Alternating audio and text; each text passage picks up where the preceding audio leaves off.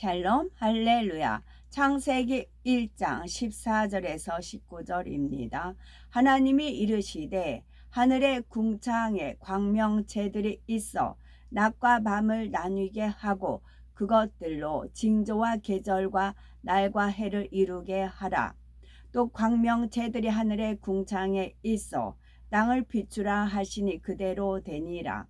하나님이 두 큰 광명체를 만드사 큰 광명체로 낮을 주관하게 하시고 작은 광명체로 밤을 주관하게 하시며 또 별들을 만드시고 하나님이 그것들을 하늘의 궁창에 두어 땅을 비추게 하시며 낮과 밤을 주관하게 하시고 빛과 어둠을 나누게 하시니 하나님이 보시기에 좋았더라. 저녁이 되고 아침이 되니 이는 넷째 날이니라. 아멘. 창세기 강의 37번째 창조 넷째 날입니다. 하나님께서는 창조 넷째 날에 해와 달과 별들을 창조하셨지요. 이는 천문학적으로 표현을 하자면 창조 넷째 날에 우리 은하를 만드셨다는 뜻입니다. 우리 은하 외에 별들은 우주가 근본의 우주 곧 하나였을 때부터 존재하고 있었지요.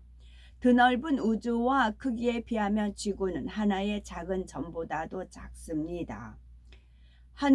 첫째 하늘의 모든 별들 중에서 지구는 바닷가의 무수한 모래알 중 가운데서 모래 한 알에 비할까 말까 할 정도이지요. 과학자들은 우주에 있는 별의 개수가 지구 모든 해변에 있는 모래 알갱이 수보다 많다고 말합니다.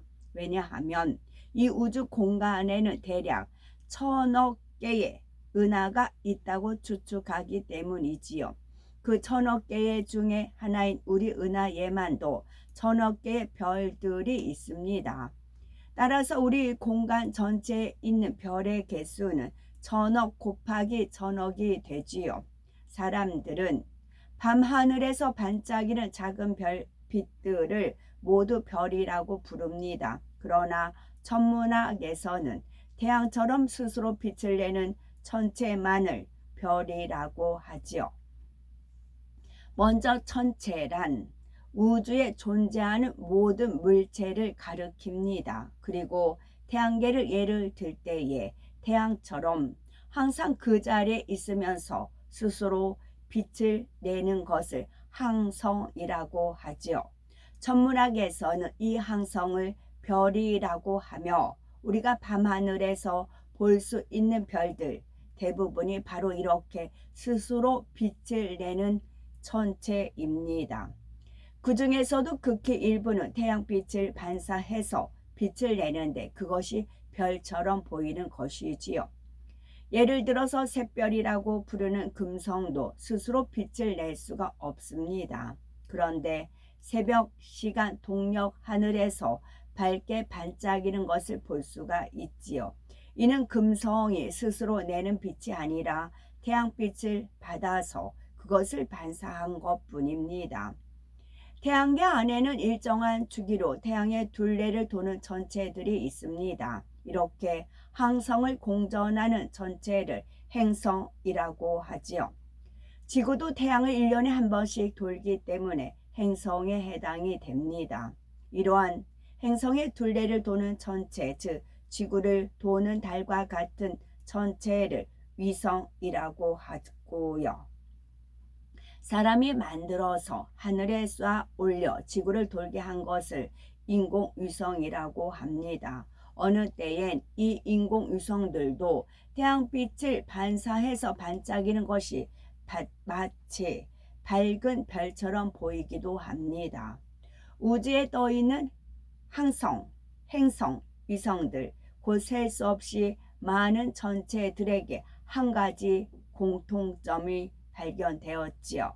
그것은 바로 모양들이 모두 공처럼 생겼다는 점입니다. 이것은 과연 무엇을 나타내는 걸까요?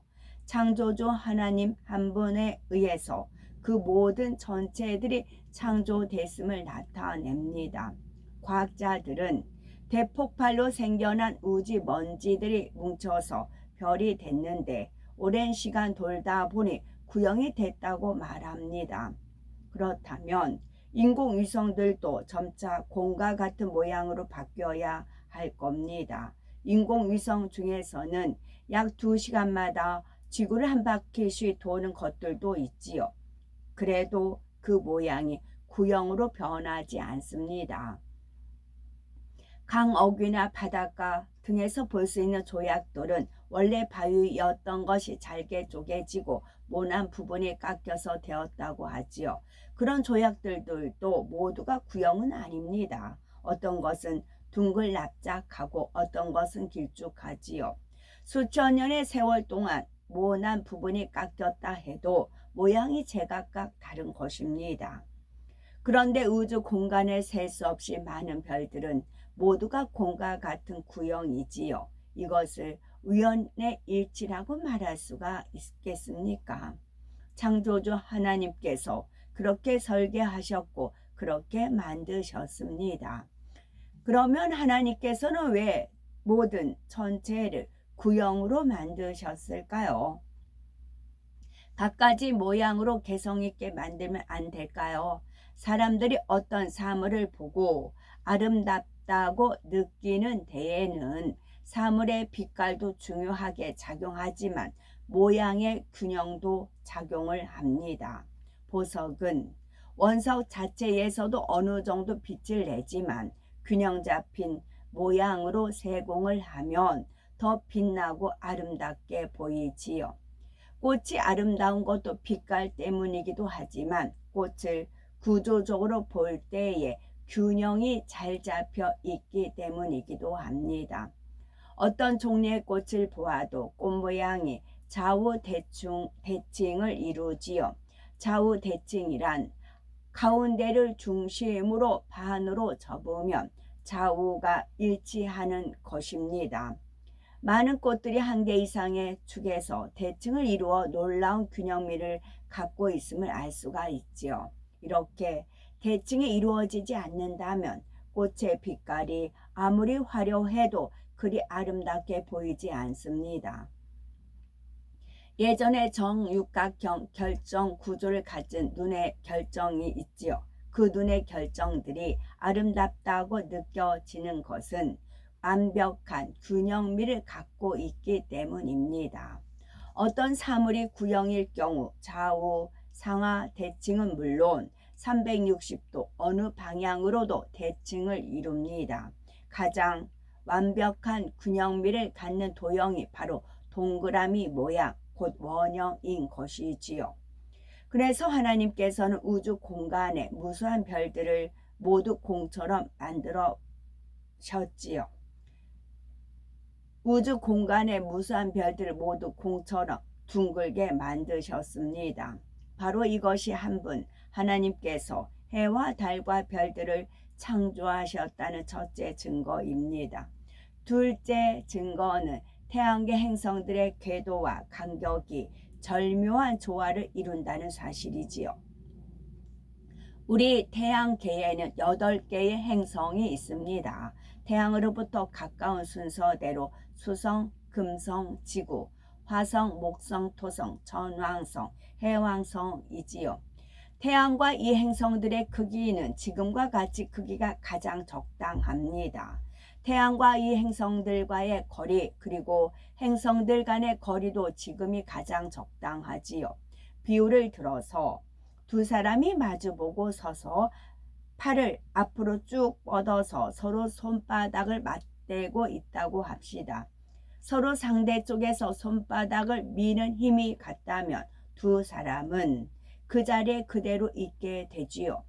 둘 사이에 팽팽한 힘이 오고 가는 중이지만 제3자는 그냥 두 사람이 나란히 서 있는 것처럼 보입니다. 이때 둘 중 한 명의 힘이 약간 약해지면 힘의 균형이 깨지므로 두 사람 다 휘청하면서 제자리에 있기 힘들게 될 겁니다. 이처럼 태양과 8개의 행성들이 지금의 위치에 있을 수 있는 이유도 적당한 크기와 간격을 갖고 있기 때문입니다. 우리 눈에 보이지는 않지만 서로 밀고 당기는 힘의 균형이 정확히 맞도록 하나님께서는 지혜롭게 창조하셨지요. 따라서 만일 태양이나 어떤 행성이라도 지금보다 조금 더 크거나 작아진다면 태양계 전체가 영향을 받게 됩니다. 태양열의 세기도 그렇지요. 과학자들의 연구 결과에 의하면 만일 태양이 지금보다 5%만 더 뜨거워져도 지구에는 식물이 살 수 없게 된다고 합니다. 식물이 살 수 없게 되면 자연의 동물들도 살 수 없게 되지요. 이는 지구보다 조금 더 태양에 가까운 금성과 조금 더 태양에서 먼 화성에 아무런 생명체가 살지 못하는 것만 보아도 알 수가 있습니다. 천문학이 발전할수록 우리 태양계의 특징들이 드러나고 있지요. 그 중에 한 가지가 태양과 같은 별이 우리 은하에만 약 1000억 개가 있다는 거고, 그런 별들 곧 항성들도 태양계처럼 몇 개의 행성들을 갖고 있다는 겁니다. 우리 태양계 이외의 다른 별의 행성은 2010년 5월까지 약 450여 개가 발견됐다고 하는데요.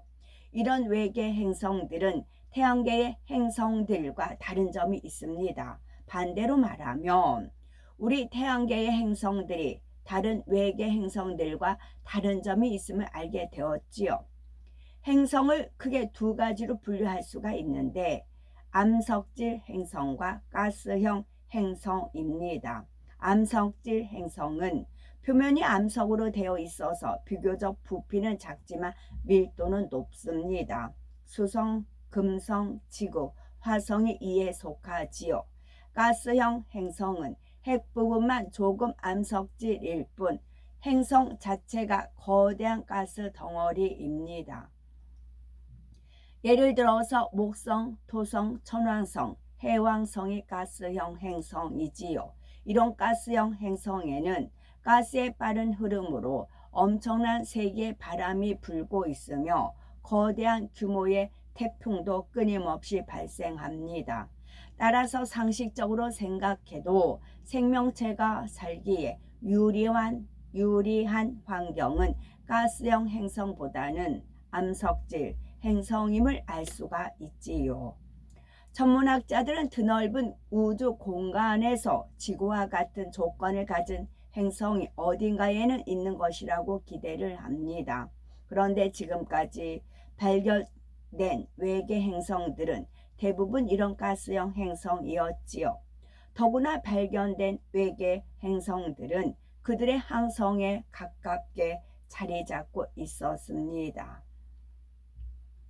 이와 달리 우리 태양계에서는 가스형 행성들이 태양에서 먼 곳에 있습니다. 이런 배치는 매우 독특한 것이지요. 가스형 행성들은 태양에서 먼 곳에 있고 반대로 지구와 같은 암석질 행성이 태양계에서 가까운 곳에 있는 것이지요. 그 중에서도 지구는 생명체가 지속적으로 살아갈 수 있는 최적의 위치에 있습니다. 이 사실만 보아도 태양계가 우연히 생성된 것이 아님을 알 수가 있지요. 하나님께서 고도의 지혜로 설계하셨고 놀라운 능력으로 창조하신 것입니다. 하나님께서 해와 달과 별들을 창조하신 증거 셋째는 해와 지구와 달의 거리와 크기가 오묘한 조화를 이룬다는 사실입니다. 부피를 계산해 보면 해와 달과 부피가 얼마나 차이가 나는지 부피를 계산해 보면 해는 지구의 약 130만 배, 달은 지구의 약 50분의 1배여서 해는 달의 약 6,500만 배라 합니다.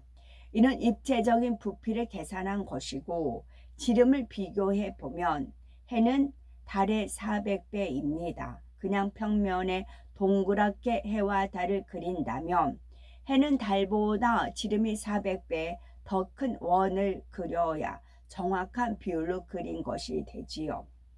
달의 지름을 1cm로 그린다면 해의 지름은 4m로 그려야 하는 것입니다. 이렇게 지름이 차이 나는 해와 달이 지구에서 크기가 비슷해 보이는 이유는 달이 해보다 지구와 400배 가깝기 때문입니다. 이처럼 지구에서 해와 달의 크기가 비슷해 보이는 것은 결코 우연이 될 수가 없는 일이지요. 해의 크기와 달의 크기, 그리고 해와 지구 사이의 거리와 달과 지구 사이의 거리, 이 네 가지 조건이 딱 맞아 떨어져야만 가능한 일입니다. 해가 조금만 더 크거나 작아도 안 되고 달 역시 조금만 더 크거나 작아도 안 됩니다. 해와 지구 사이의 거리나 달과 지구 사이의 거리가 지금과 조금만 달라져도 우리 눈에 보이는 해와 달의 크기는 지금처럼 같게 보일 수가 없습니다. 태양계 안에서 위성을 가진 행성들 중에서 자신의 위성과 태양의 크기가 비슷하게 보이는 것은 오직 지구뿐이지요. 이로 인해서 지구에서 관측되는 특별한 현상이 있습니다. 바로 일식과 월식이지요. 일식은 달이 해를 정확하게 가리는 현상이고, 월식은 햇볕에 의해 생긴 지구의 그림자가 달을 가리는 현상입니다.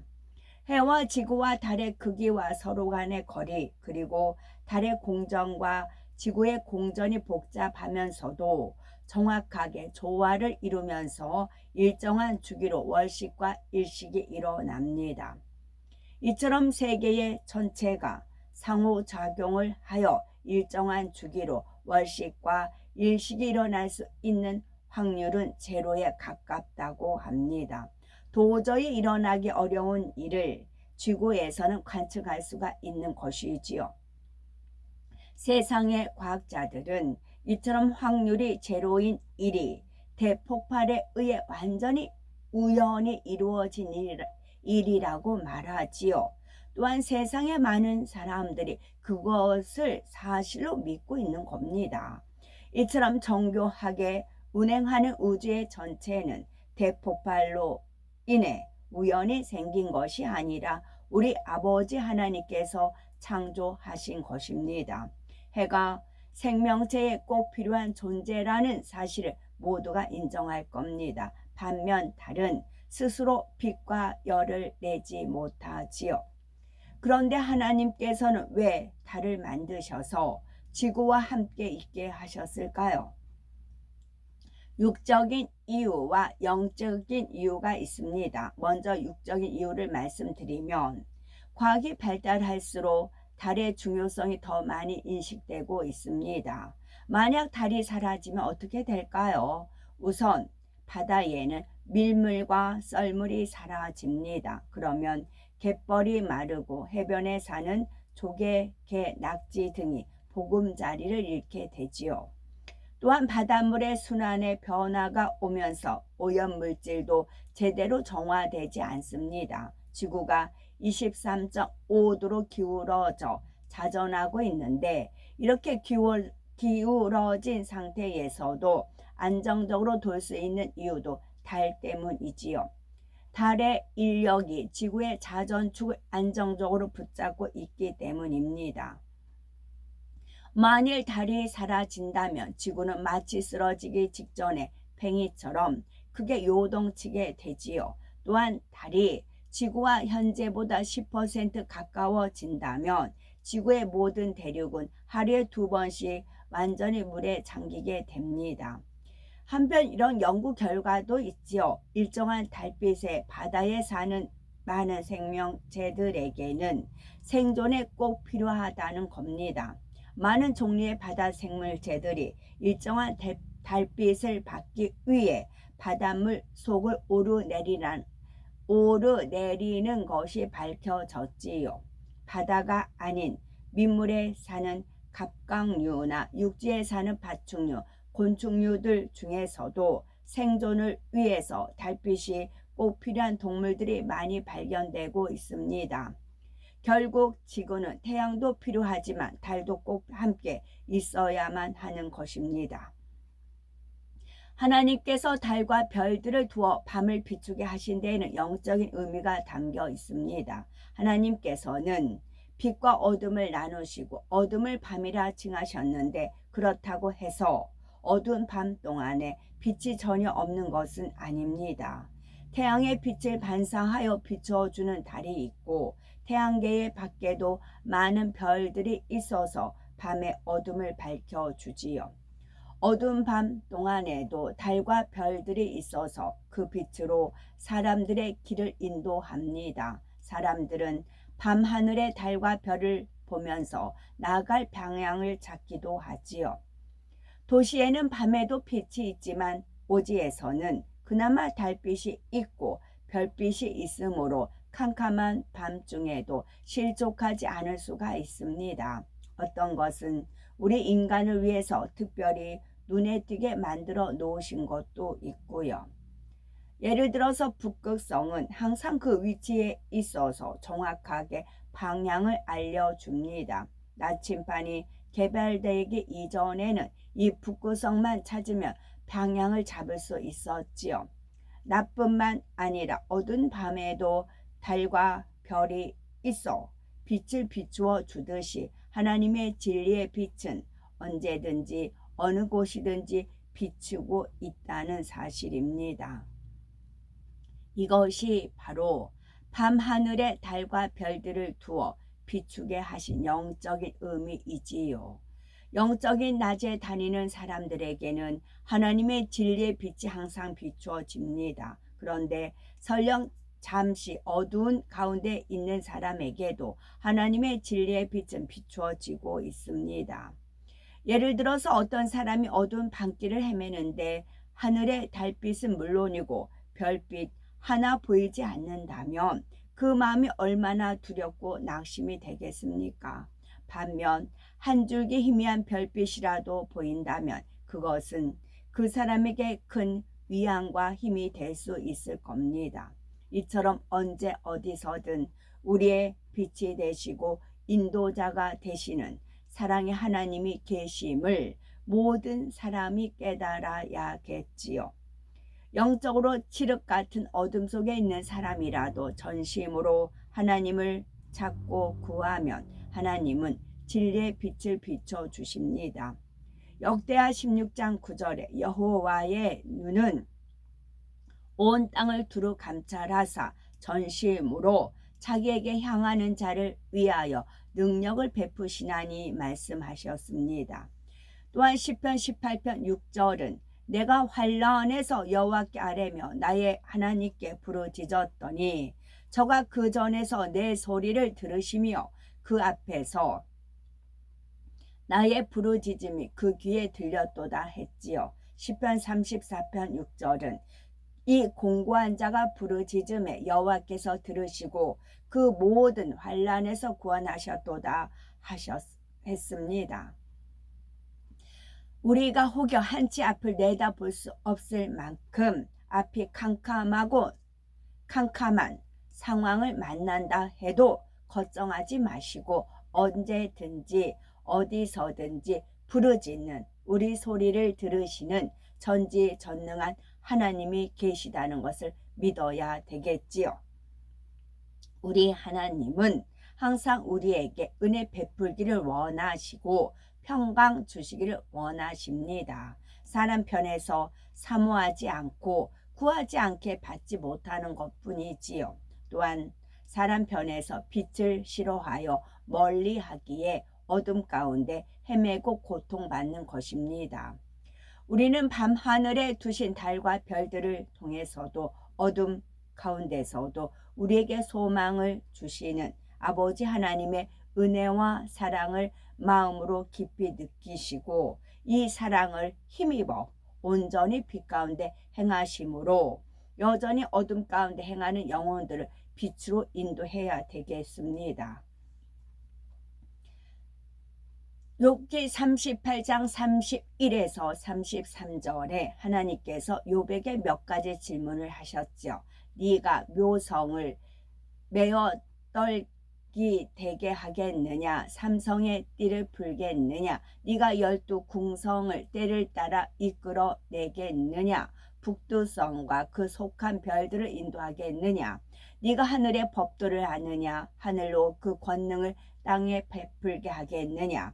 여기서 나오는 묘성, 삼성, 12궁성은 별자리 또는 별자리에 있는 별들을 가리키는 말이지요. 사람들은 별들을 움직이지 못하는 것은 물론 어떻게 만들었는지도 정확히 모릅니다.